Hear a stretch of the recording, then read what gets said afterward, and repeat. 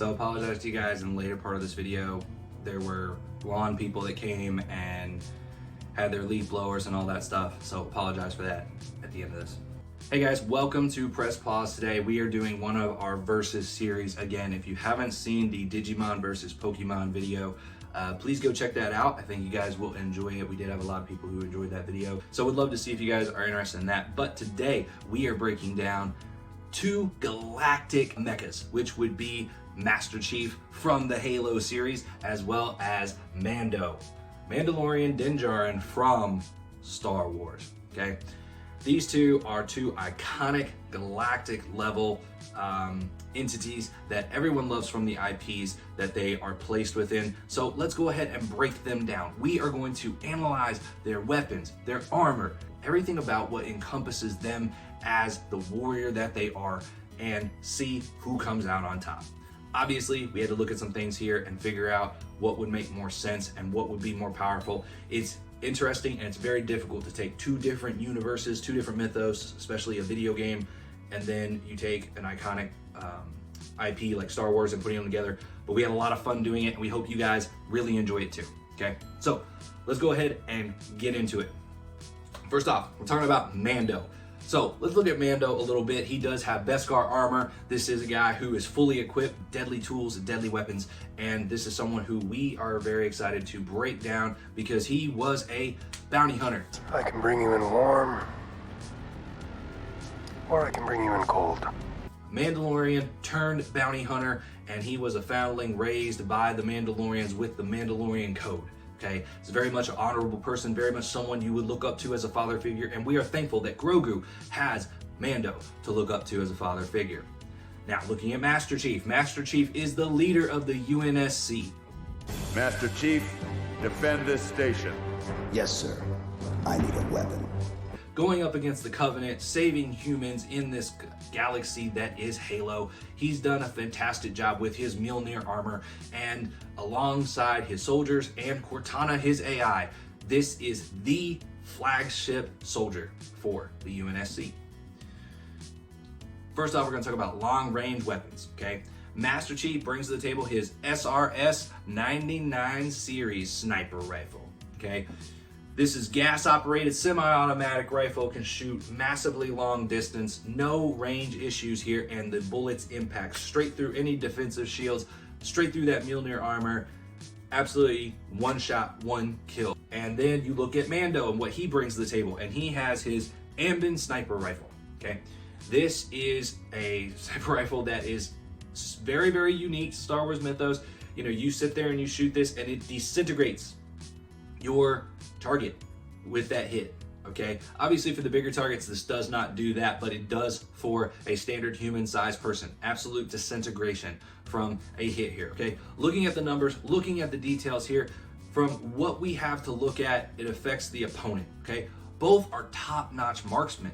They can both absolutely utilize these weapons to the best that anyone can. And so how will the armor stack up? That's really what makes the difference here. How will that armor that they both wear, Beskar and Mjolnir, stack up to these sniper rifles, okay? Master Chief sniper rifle would not be able to penetrate Beskar. It would not be able to penetrate it. There's nothing that we have seen within the Star Wars mythos that penetrates through that. We do see the sniper rifle of Master Chief, you know, in Halo. That sniper rifle will penetrate the Mjolnir armor. We give Master Chief the edge from a sniper rifle standpoint, 7 out of 10, whereas Mando is a 5 out of 10, okay? The rifle needs to be reloaded every single time with a charge. The rifle for Master Chief does not. It's got a mag in it, and so you've got multiple rounds you can discharge quickly. That reload time for Mando, we just think that really hurts in this scenario, okay? When it comes to small arms, okay, short range weaponry, what are we looking at? Master Chief has the M6D Magnum, okay, 12 round cartridge, and it is accurate and forceful impact when it hits somebody. Now the big thing here is that Master Chief primarily tries to use two hands when he's using this. You'll see this in the video games. He is a two-handed shot with this. Takes away your other hand opportunity. This is something that can make an impact when we're looking at this scenario. Mando has the IB-94 blaster pistol.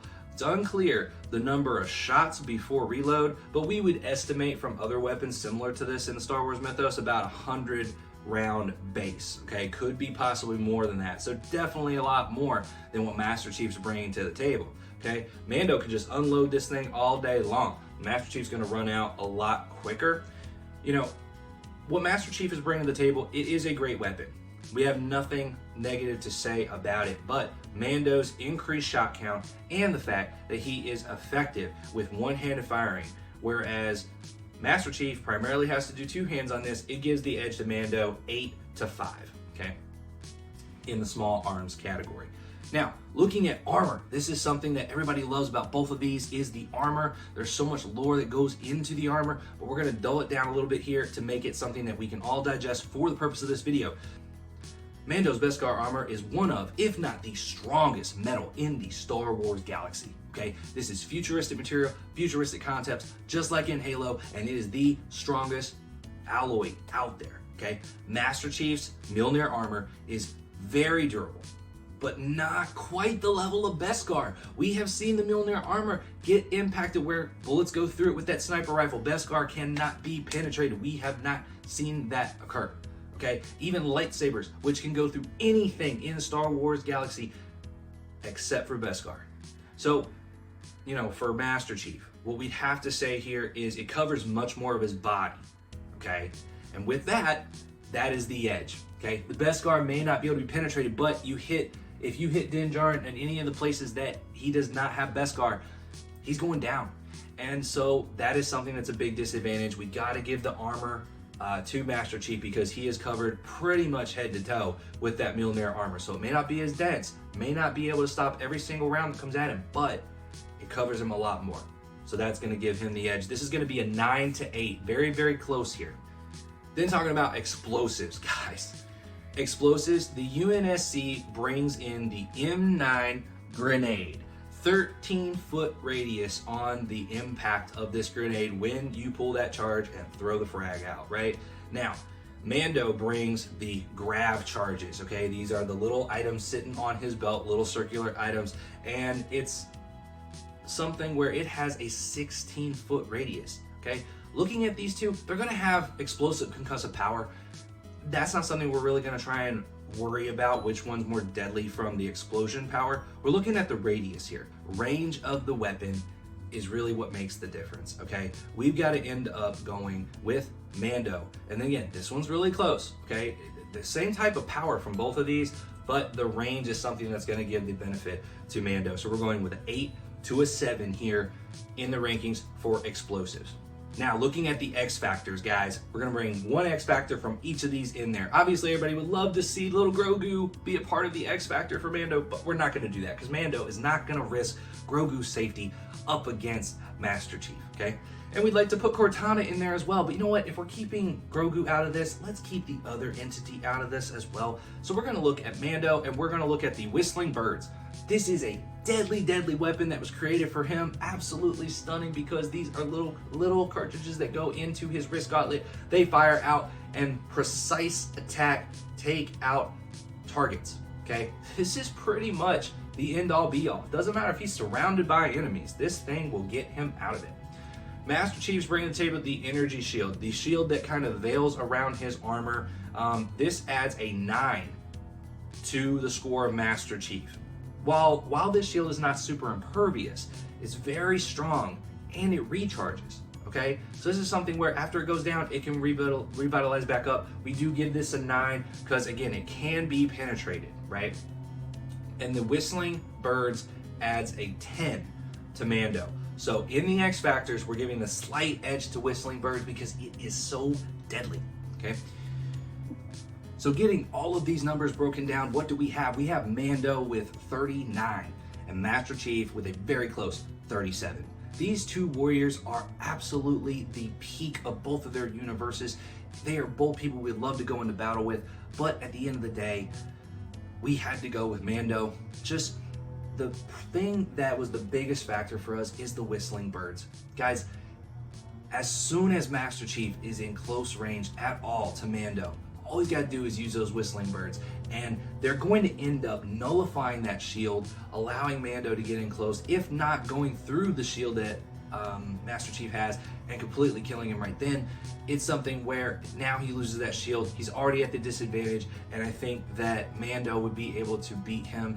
I just think this is a really, really close one. Obviously, from a long range standpoint, that would be something that would go to Master Chief. But both of these two are experts at what they do. We don't think this would be destroyed by just a sniper round. We think both of these two would be able to get in close, get battling, and I think that Mando has just too many things that can get that shield down from Master Chief, and then he can go in for the kill with that Mjolnir armor that isn't fully impenetrable, right? So anyway, that's what we think. I know it's going to be controversial. I know there's people that's going to have a different take on this. Let us know what your guys' thoughts are. Is there something that we missed? Is there a weapon we should have featured in here? We didn't want to do things that weren't, given to Mando right from the beginning. Obviously, he won the Darksaber. He won the spear made out of Beskar. But we didn't want to add those in. We wanted to do something that really stacked up well against what Master Chief was bringing to the table and see how these two fared with apples to apples as much as we could do, right? So if you guys liked it, appreciate a like on the video, subscribe to the channel. We're gonna do some other verses coming up, and be interesting to see our take on something that's coming up with a versus series. We think you guys will like it. So subscribe, and we'll talk to you guys in the next video. Christ is King. What's up, guys? Welcome to Dangerville. No, sorry, we're not doing that. A universal, is ambient. Air blower, really? Leaf blowing? Come on, guys, give me a break. Mando's Beskar armor is one, not the strongest.